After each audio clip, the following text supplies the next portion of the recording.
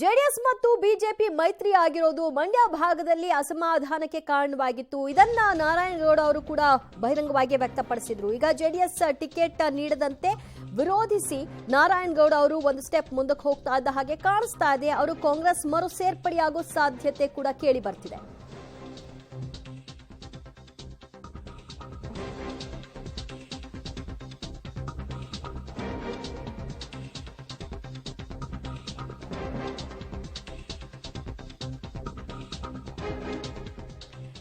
ಮಂಡ್ಯದಲ್ಲಿ ಜೆಡಿಎಸ್ ಮತ್ತು ಬಿಜೆಪಿ ಮೈತ್ರಿಯ ವಿರುದ್ಧ ಅಸಮಾಧಾನವನ್ನ ನಾರಾಯಣಗೌಡ ಅವರು ವ್ಯಕ್ತಪಡಿಸಿದ್ದಾರೆ. ಜೆಡಿಎಸ್ಗೆ ಟಿಕೆಟ್ ನೀಡದಂತೆ ಅವರು ವಿರೋಧವನ್ನು ಕೂಡ ಈಗಾಗಲೇ ಒಡ್ಡಿದ್ದಾರೆ.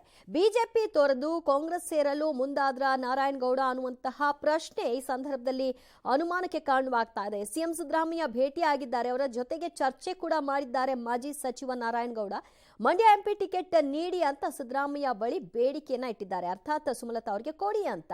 ಸೊ ಏನಾಗುತ್ತೆ ಅನ್ನೋದನ್ನ ಕಾದು ನೋಡ್ಬೇಕು.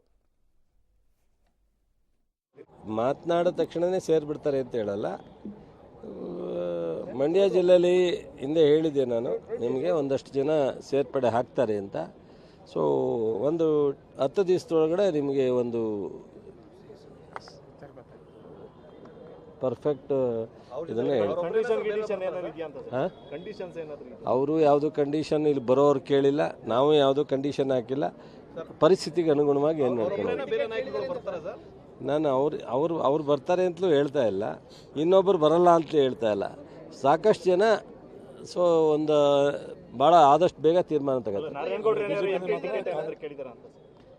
10 ದಿನಗಳಲ್ಲಿ ಗೊತ್ತಾಗುತ್ತೆ ಅಂತ ಚಲುವರಾಯಸ್ವಾಮಿ ಅವರು ಹೇಳ್ತಾ ಇದ್ದಾರೆ. ಇಂಥವರೇ ಬರ್ತಾರೆ ಅಂತ ಹೇಳಕ್ಕೂ ಆಗಲ್ಲ, ಆದರೆ ಇನ್ನೊಬ್ರು ಬರಕ್ಕಾಗಲ್ಲ ಅಂತಾನೂ ಹೇಳಕ್ಕಾಗಲ್ಲ ಅನ್ನೋ ಮೂಲಕವಾಗಿ ಪರೋಕ್ಷವಾಗಿ ನಾರಾಯಣಗೌಡ ಅವರು ಮತ್ತೆ ಕಾಂಗ್ರೆಸ್ ಪಕ್ಷ ಸೇರ್ಪಡೆ ಆಗಬಹುದು ಅನ್ನುವಂಥ ಹಿಂಟನ್ನ ಕೊಡ್ತದ ಹಾಗೆ ಕಾಣಿಸ್ತಾ ಇದೆ.